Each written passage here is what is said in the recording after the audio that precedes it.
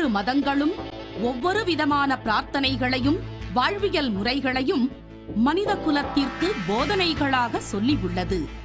இருப்பினும் இந்த பிரபஞ்சத்தில் அண்ட நிழலுமில்லை, ஆதரிப்பார் யாருமில்லை என்ற நிலையில் ஏக்கப்பட்டு கொண்டிருக்கும் மனித உள்ளங்களை ஊக்கப்படுத்தி உண்மையான வாழ்வியலில் அவமானப்பட்ட ஒவ்வொரு மனிதனுக்கும் வெகுமானம் உண்டு என்ற ஆன்மீக உண்மையை மதங்களை கடந்து உலக நாடுகளில் உறுதிப்படுத்தி சர்வ மத ஜோதிட மகரிஷி என்று சிங்கப்பூர், மலேசியா, ஸ்ரீலங்கா உட்பட வெளிநாட்டு மக்களாலும் பத்திரிகைகளாலும் பாராட்டு பெற்றதோடு ஜோதிடம், ஆன்மீகம் உள்ளிட்ட துறைகளில் சிறந்த சேவைக்காக மனிதருள் மாணிக்கம், மகாத்மா காந்தி, சாதனை சிகரம் ஆகிய விருதுகளும் பாராட்டுக்களும் பெற்ற சர்வ மத ஜோதிட மகரிஷி ராஜயோகம் டாக்டர் கே ராம் PhD அவர்கள் கேள்விக்குறியோடு உள்ள உங்கள் வாழ்க்கை ஆச்சரியக்குறியாக மாற வேண்டும் என்ற ஆன்மீக பிரார்த்தனையோடு வழங்கும்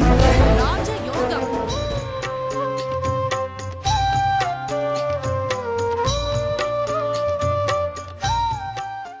வணக்கம். நம்ம ராஜயோகம் நிகழ்ச்சியில எண் கணிதம், சாஸ்திரம், ஜோதிடம் பற்றிய விஷயங்களை டாக்டர் கே ராம் சார் அவர்கள் நமக்கு விளக்கமா சொல்லிட்டு இருக்காரு. இன்னைக்கும் நம்ம நிறைய விஷயங்களை பத்தி தெரிஞ்சுக்க போறோம். வணக்கம் சார். ஓம் தத்புருஷாய வித்மகே வக்கரதுண்டாய தீமகி தன்னோ தந்தி பிரசோதயாத். ஓம் ஆதித்யாயஷ சோமாய மங்களாய புதாயஷ குரு சுக்கர சனியப் யக்ஷ ராகவ கேதவ நமக. சார், ருத்ராஜ மாலை பத்தி கொஞ்சம் சொல்லுங்க சார். ருத்ராஜ மாலை எல்லாருமே போடலாமா? கல்யாணம் ஆனவங்க போடக்கூடாது அப்படிலாம் இருக்கு இல்லைங்களா? யார் போடலாம்? அதை பத்தி கொஞ்சம் சொல்லுங்க சார். பொதுவாக ருத்ராட்சம் அப்படிங்கிறது எல்லோருமே அணிஞ்சுக்கலாம் அப்படிங்கிறத விட இந்த ருத்ராட்சம் எத்தனை முகம் அணிஞ்சுக்கலாம், எந்த வயசில் அணிஞ்சுக்கலாம் அப்படிங்கிற ஒரு சில விதிமுறைகள் இருந்துகிட்டு இருக்கு. ருத்ராட்சம் அணிகிறதுக்கு உண்டான பலன் என்னென்னு பார்த்தீங்கன்னா, சாதாரணமாகவே படபடப்பான பேச்சுக்கள் இருக்கும் இல்லையா, எந்த ஒரு விஷயத்தையும் படபடப்பாக அணுகுமுறை பண்ணுறது, எல்லா விஷயங்களையும் சுறுசுறுப்புங்கிறது வேற, ஆனால் அதே சுறுசுறுப்பு அதிகமாகி படபடப்பாகிறது, எந்த ஒரு விஷயத்துக்கும் எடுக்கக்கூடிய முடிவுகள் தெளிவான நிதானமான முடிவுகள் எடுக்கக்கூடிய ஒரு தன்மை, எல்லாவற்றுக்கும் மேலாக எந்த விக்கிரகத்தை நீங்கள் வழிபாடு வச்சுக்கிறீங்களோ, எந்த சன்னதியில் நீங்கள் பிரார்த்தனை பண்ணுறீங்களோ, அந்த பிரார்த்தனை ஒருமுகமாக அமையக்கூடிய, ஒரே மனதாக நிலையான வகையில், பெருமை தரக்கூடிய வகையில் அந்த பிரார்த்தனை அமையக்கூடிய ஒரு தெளிவு, இந்த மாதிரியான விஷயங்களுக்கு இந்த ருத்ராட்சம் பேருதவியாக இருந்துகிட்டு இருக்குது. பொதுவாக ருத்ராட்சம் அப்படிங்கிறது சுத்தமான முறையில் உள்ளவங்க, அதாவது பெண்கள் அப்படிங்கிறத விட ஆண்கள் அணிஞ்சுக்கிறது சிறப்பாக இருந்துக்கிட்டு இருக்குது, வயது வித்தியாசம் இல்லாமல். பொதுவாக ஆண்களுக்கு 30-35 வயசுக்கு மேலே ருத்ராட்சம் அணியிறது, அதாவது தன்னுடைய வாழ்க்கையில் பிற்பகுதி என்று சொல்லக்கூடிய 33 வயசுக்கு பின்னாடி ருத்ராட்சம் அணியிறது நன்மையானதாகவும் உங்களுடைய வாழ்க்கைக்கு சாதகமானதாகவும் ஏதுவானதாகவும் அமையக்கூடிய தன்மை இருந்துகிட்டு இருக்குது. பெண்கள் பார்த்தீங்க அப்படின்னா தங்களுடைய 46 வயசுக்கு மேலே அல்லது சுத்தமாக இருக்கக்கூடிய ஒரு 50 வயசுக்கு மேலே பெண்கள் அணிஞ்சுக்கிறது சிறப்பாக இருந்துக்கிட்டு இருக்கும். ஆண்களை பொறுத்தளவுக்கு ருத்ராட்சம் அணிகிறது அப்படிங்கிறது விரதம் எதுவும் இருக்க வேண்டியது இல்லைங்க. ருத்ராட்சம் அணிஞ்சிக்கும் பொழுது ஏதாவது விரத முறைகளை நம்ம கையாளணும் அப்படிங்கிற மாதிரியான விதிமுறைகள் கிடையாது. ஆனால் ருத்ராட்சம் அணிஞ்சிருக்கும் பொழுது அபசகுணமான வார்த்தைகளையோ தேவையில்லாத ஒரு தீய வார்த்தைகளை உபயோகப்படுத்தாமல் இருக்கிறது சிறப்பானதாக இருந்துக்கிட்டு இருக்கும். ருத்ராட்சத்தில் ஒரு முகம், 5 முகம், 9 முகம் இந்த மாதிரியான வழிகளில் இருக்கக்கூடியது அணிஞ்சிக்கிறது சிறப்பானதாக இருந்துக்கிட்டு இருக்கும். ஆன்மீகத்தில் அதிகமான ஈடுபாடு உள்ளவங்க தாராளமாக ருத்ராட்சம் அணிஞ்சிக்கிறது சிறப்பாக இருந்துக்கிட்டு இருக்கும். ஆன்மீகத்தில் ஈடுபாடு இல்லாதவங்க, ஆன்மீக சம்பந்தப்பட்ட விஷயங்களில் நாட்டம் இல்லாதவங்கெல்லாம் ருத்ராட்சம் அணிஞ்சிக்கிறத தவிர்த்துக்கிறது நல்லது. மருத்துவ ரீதியாகவே ருத்ராட்சம் நல்லதாக இருந்து, அதாவது உடலியல் ரீதியாக ஒரு பிளட் சர்க்குலேஷன் சீராக வைத்து கொள்ளக்கூடிய ஒரு தன்மையை ஏற்படுத்துவதாக ருத்ராட்சம் இருந்துகிட்டு இருக்குது. ருத்ராட்சத்தில் ஒச்சமில்லாத ருத்ராட்சம் அணிகிறது சிறப்பாக இருந்துகிட்டு இருக்கும். ருத்ராட்சம் வாங்கும்போது நிறைய பேர் ஆர்வ மிகுதியில் ருத்ராட்சம் அணிஞ்சிக்கலாங்கிற ஒரு எண்ணம் வந்துடுதுங்க. ஆனால் அந்த ருத்ராட்சம் வாங்கும் பொழுது ஒச்சமில்லாத ருத்ராட்சம் வாங்கி அணிகிறது அச்சம் இல்லாத வாழ்க்கையை கொடுக்கக்கூடிய ஒரு அமைப்பாக இருந்துகிட்டு இருக்கும். சார் ஒச்சம் அப்படின்னா என்னன்னு புரியுற மாதிரி சொல்ல முடியுங்களா? ருத்ராட்சத்தில் வந்து ஒச்சம் அப்படிங்கிறது வந்து இப்போ சாதாரணமாக ஒரு காமாட்சி விளக்கு வாங்குறோம்னு வைங்களேன், அதில் வந்து எல்லா காமாட்சி விளக்குகள்லையுமே அம்மனுடைய படம் தெளிவாக இருந்தால் கூட ஏதாவது ஒரு இடத்துல வந்து அந்த அம்மனுடைய படம் வந்து அதாவது தெளிவற்ற நிலையில் இருந்துகிட்டு இருக்கிற மாதிரி இருந்துகிட்டு இருக்கும். எந்த இடத்துல தெளிவற்ற நிலையில் இருந்தால் கூட அந்த காமாட்சி விளக்கு வீட்டுக்கு பயன்படுத்தும் பொழுது உங்களுக்கு இந்த பிரார்த்தனையில் கிடைக்கக்கூடிய அல்லது விளக்கு ஏற்றுவனுடைய பலன் கிடைக்காத ஒரு சூழ்நிலை தடைபடக்கூடிய அமைப்பு இருந்துகிட்டு இருக்கும். அந்த மாதிரி ருத்ராட்சத்தில் வந்து பொறுத்தளவுக்கு ஒரு முகம் 3 முகம் 5 முகமாக இருந்தால் கூட அதில் வந்து தெளிவான அமைப்பு இல்லாமல் தெளிவான வடிவம் இல்லாத ருத்ராட்சம் வந்து உச்சமுள்ள ருத்ராட்சமாக இருந்துகிட்டு இருக்குது. அதை நம்ம சாதாரணமாக நம்ம சொல்லும்போது புரியாதுங்க. அந்த ருத்ராட்சத்தை வாங்கும் பொழுது நேரடியாக விளக்கம் கொடுக்கும் பொழுது தான் அது புரியும். அதனால் நீங்கள் வாங்கும் பொழுதே சரியான இடத்துல வந்து ஒற்றமில்லாத ருத்ராட்சம் கொடுங்க அப்படின்னு கேட்டு கொஞ்சம் பார்த்து வாங்குறது சிறப்பானதாக இருந்துகிட்டு இருக்கும். சரி, இப்போ ருத்ராட்ச மாலை பற்றி சொன்னீங்க. இது மாதிரி பவள மாலை வந்து இப்போ பெண்களும் அணிகிறாங்க, ஆண்களும் அணிகிறாங்க. ஸோ அதை பற்றி கொஞ்சம் சொல்லுங்கள் சார். பவளம் அப்படிங்கிறது வந்து செவ்வாய் பகவானுக்கு அங்காரகன் என்று சொல்லக்கூடிய செவ்வாய் பகவானுக்கு உகந்த ரத்தினமாக இருக்கிறதுனால இது பெரும்பாலும் பெண்கள் வந்து ஜாதகம் பார்த்தாலும் பார்க்காட்டியும் பெண்களுக்கு வந்து அந்த பவளம் அந்த கலர் வந்து எடுப்பாக இருக்கிறதுனால பிடித்தமாக இருக்கிறதுனால பெரும்பாலான பெண்கள் விரும்பி அணியக்கூடிய ரத்தினமாக இந்த பவளம் இருந்துகிட்டு இருக்குது. அது குறிப்பிட்ட ஒரு ரத்தினம் மட்டும் அல்லாமல் பவள மாலையாகவே நிறைய பெண்கள் அணிஞ்சிக்கிறது சிறப்பாக இருந்துகிட்டு இருக்குது. அது வந்து இந்த மாதிரியான பவள மாலையை வந்து பெண்கள் அணியக்கூடாது அப்படிங்கிற மாதிரியான விதிவிலக்கு எதுவும் கிடையாது. தாராளமாக பெண்கள் எந்த வயதாக இருந்தாலும் பவளத்தை வந்து உபயோகப்படுத்தலாம். ஆனால் அந்த பவளத்தால் கிடைக்கக்கூடிய நன்மைகளை வந்து அந்த பவள மாலையால் கிடைக்கக்கூடிய அனுகிரகங்களை அனுபவிக்கணும் அப்படின்னா அந்த பவளத்தை வந்து முறையான பூஜை புனஸ்காரங்கள் செஞ்சு அதற்குண்டான பிரசன்னம் ரத்தின பிரசன்னம் பார்த்ததுக்கு அப்புறம் தான் உபயோகப்படுத்தணும். பொதுவாக ஃபேஷனாகவோ மேலோட்டமாகவோ பவளம் அணிஞ்சிக்கிறது எந்தவித பாதிப்பும் இருக்காது. ஆனால் செவ்வாய் பகவான் எந்த ஒரு ஜாதகத்தில் செவ்வாய் பகவான் கடக ராசியில் இருக்காரோ அந்த ஜாதகத்தில் அந்த மாதிரியான ஜாதகர் வந்து அல்லது அந்த மாதிரியான ஜாதகிகள் இந்த பவள மாலையை உபயோகப்படுத்தாமல் இருக்கிறது நல்லது. பவளம் அப்படிங்கிறது ஒரிஜினல் மட்டும் அல்லங்க, சாதாரணமான பவள நிற மாலைகளை செவ்வாய் பகவான் கடகராசியில் உள்ள ஜாதகிகள் அணியாமல் இருப்பது சால சிறந்ததா இருந்துகிட்டு இருக்கும். திறமைகள் இருந்தும் வறுமையில் வாடுகிறீர்களா? விதியை நொந்து விரக்தியில் இருக்கிறீர்களா? முயற்சிகள் செய்தும் உரிய முன்னேற்றம் கிடைக்கவில்லையா? கன்னியரே, உங்களுக்கு களஸ்திரம் அமையவில்லையா? மங்கையர் சிலருக்கு மகப்பேறு கிடைக்கவில்லையா? மந்திரமும் எந்திரமும் மாற்றத்தை கொடுக்கவில்லையா? நவரத்தினமும் பெயர் மாற்றமும் நன்மையே செய்யவில்லையா? திரும்பிய பக்கமெல்லாம் திண்டாட்டங்களையே சந்தித்த உங்களுக்கு விருப்பங்கள் இருந்தும் சரியான விவரங்கள் கிடைக்கவில்லையா? விடியல் வந்துவிட்டது, வீண் கவலை வேண்டாம்.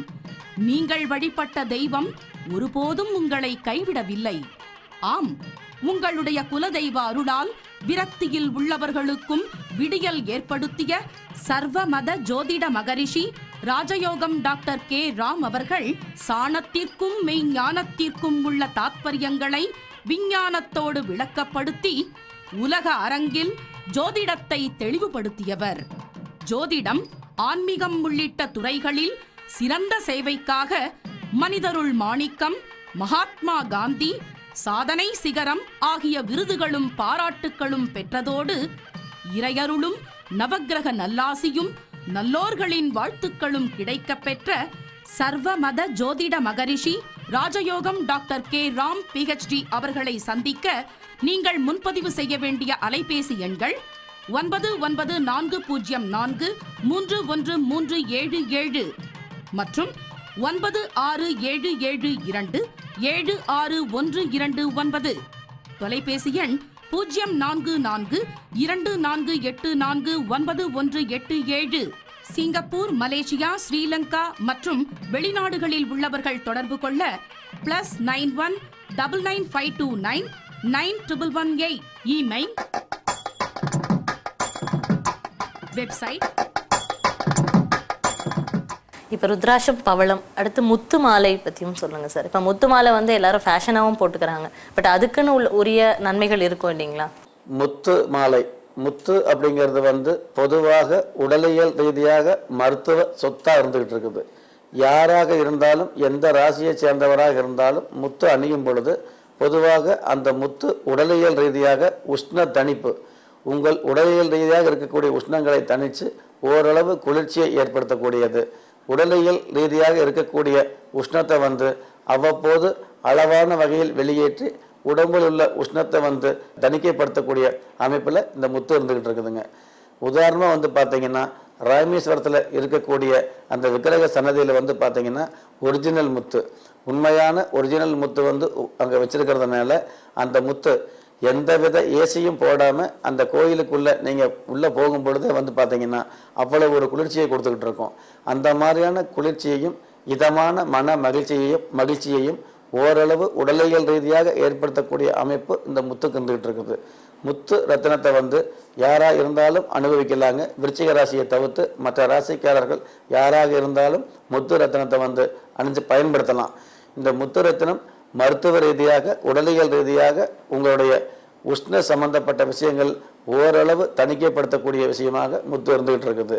ஆனால் சாஸ்திர ரீதியாக ஜாதக ரீதியாக அதிர்ஷ்ட ரத்தினமாக மாறுவதற்கு இதே ஒரிஜினல் முத்து வந்து நீங்கள் முறையான பூஜை புனஸ்காரங்கள் செய்யும் பொழுது அந்த முத்துவுக்கு உண்டான உங்கள் ஜாதகப்படி கிடைக்கக்கூடிய அதிர்ஷ்ட வாய்ப்புகள் அனுக்கிரகமாக அடர்ந்து கிடைக்கக்கூடிய உங்கள் வாழ்க்கையில் படர்ந்து தொடர்ந்து மேன்மைகளையும் வெற்றிகளையும் மன மகிழ்ச்சிகளையும் கொடுக்கக்கூடிய அமைப்பில் இந்த முத்து இருந்துக்கிட்டு இருக்கும்.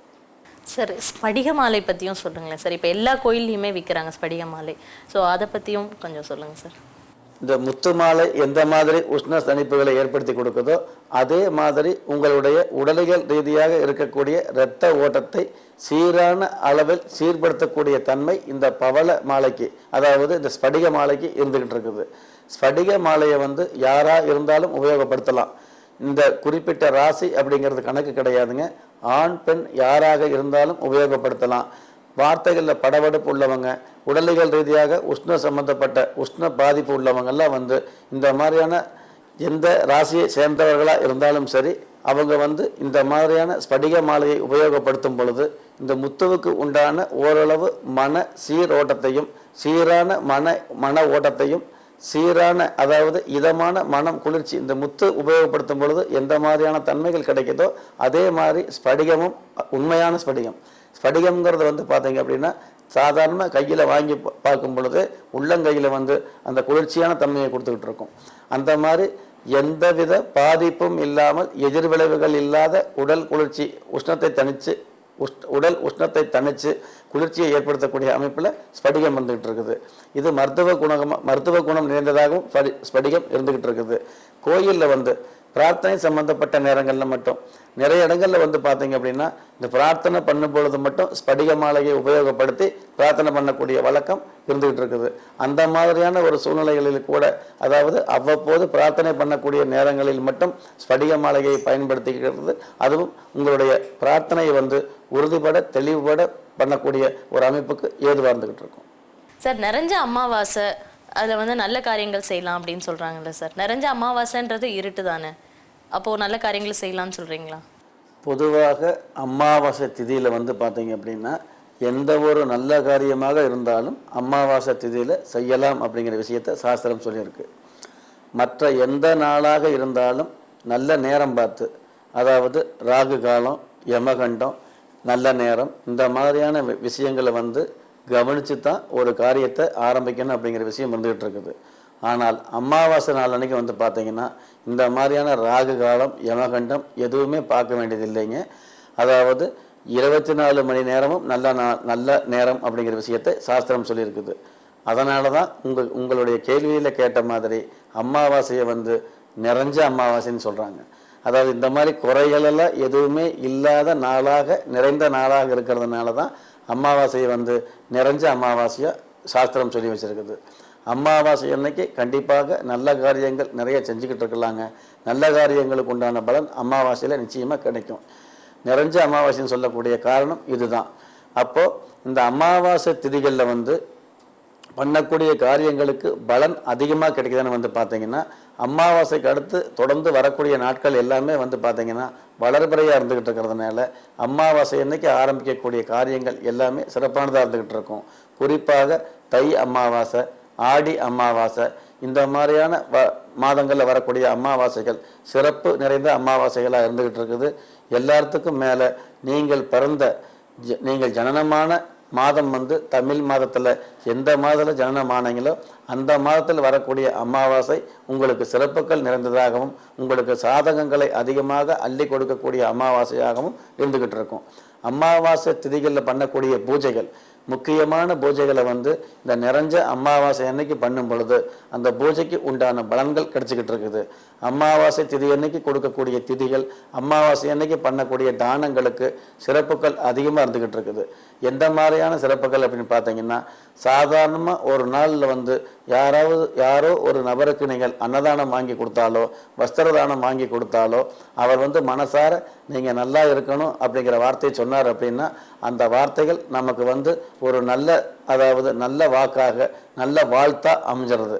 அதுவே அமாவாசை அன்னைக்கு ஒருவருக்கு இந்த மாதிரியான மனோதிருப்தி அடையக்கூடிய ஒரு தானம் பண்ணும் பொழுது அந்த தானம் பெற்றவர் இந்த மாதிரியான வாழ்த்து கொடுத்தார் அப்படின்னு கேட்டிங்கன்னா, ஒரு 30 பேர், அதாவது 27 நட்சத்திரம் வருது இல்லைங்களா, ஒரு 27 நபர்களுக்கு நீங்கள் வாங்கி கொடுத்தா எந்த மாதிரியான வாக்கு கொடுக்குறாங்களோ அந்த 27 நபர்களுடைய ஒட்டுமொத்த வாக்கும் அந்த ஒரே நாளில் கிடைச்சிருதுங்க அமாவாசை திதி அன்னைக்கு.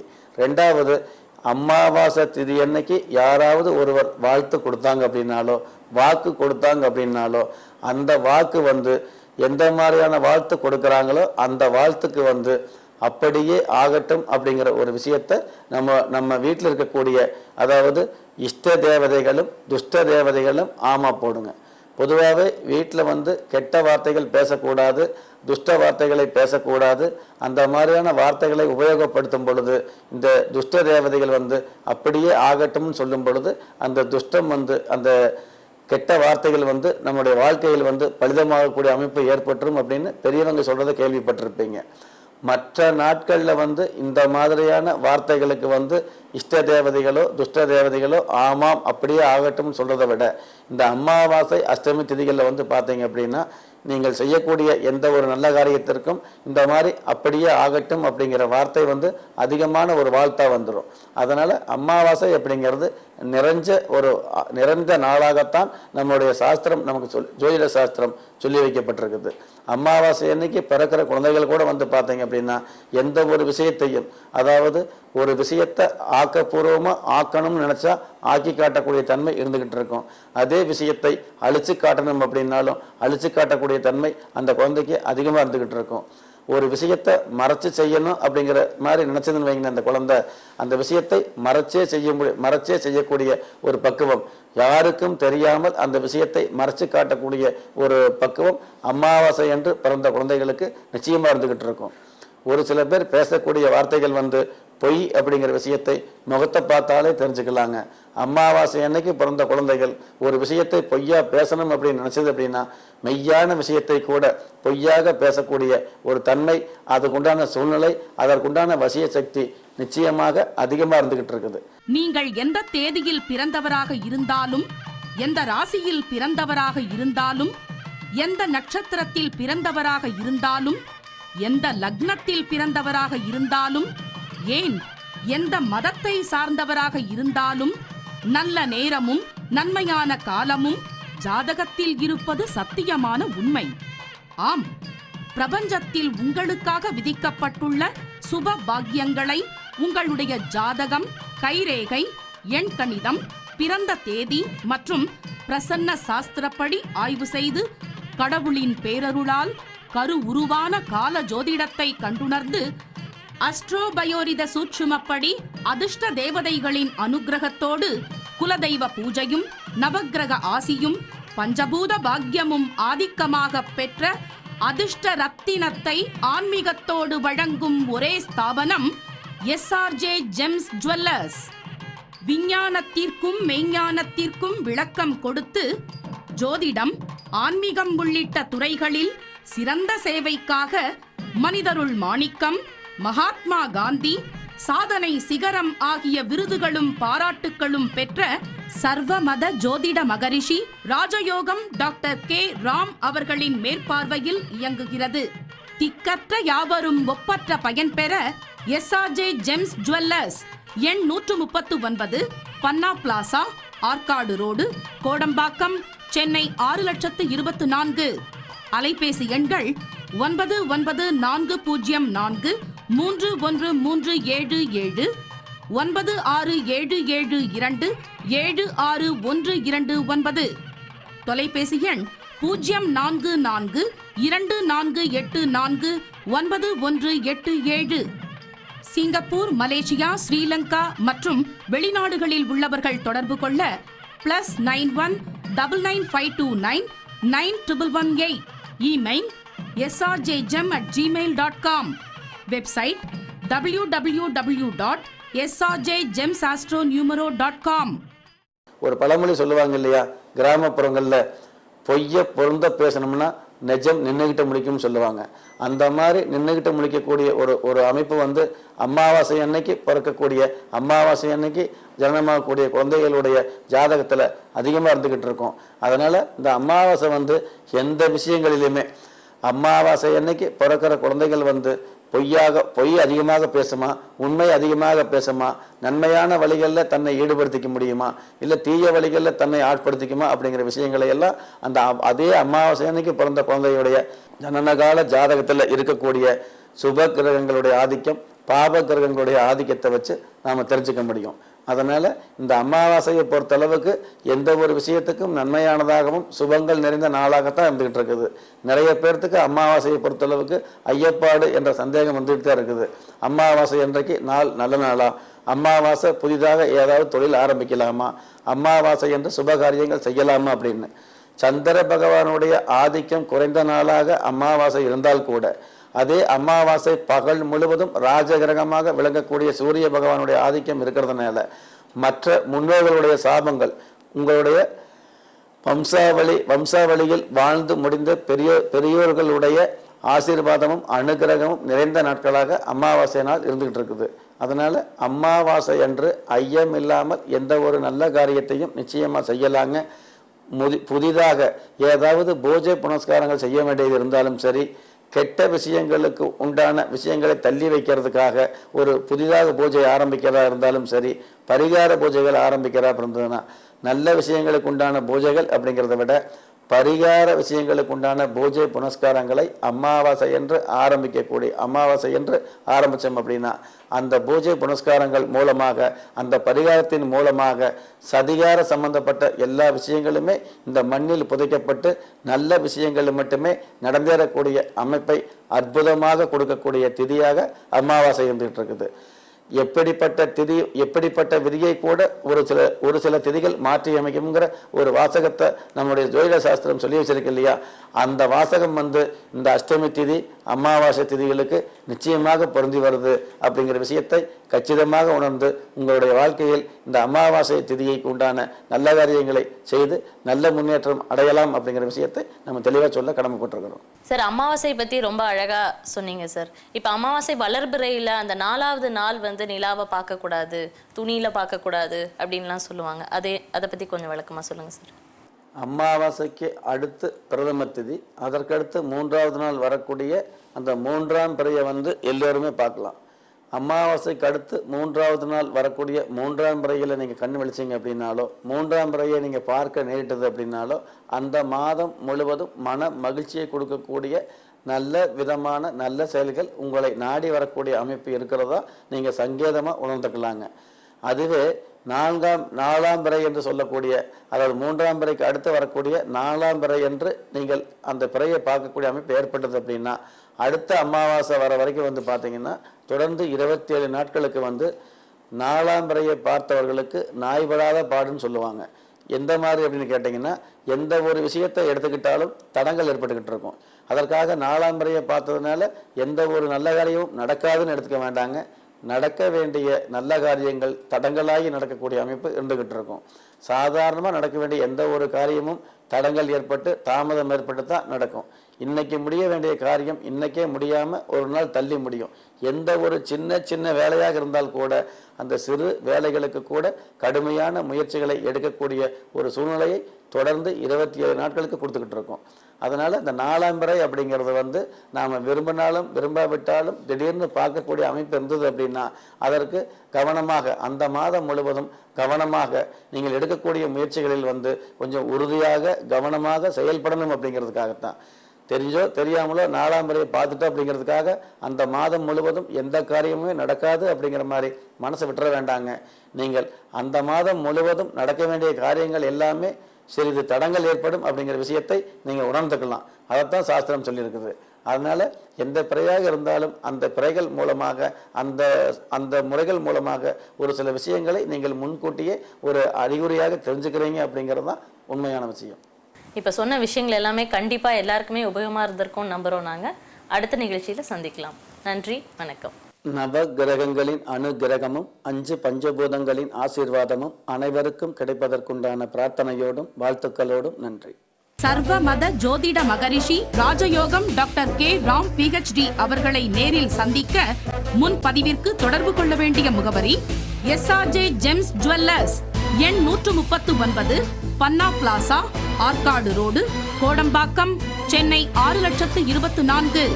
அலைபேசி எண்கள் 9940431377, 9677276129. தொலைபேசி எண் 044248491187.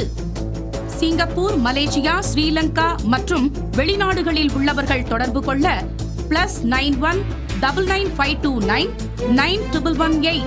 Email, website.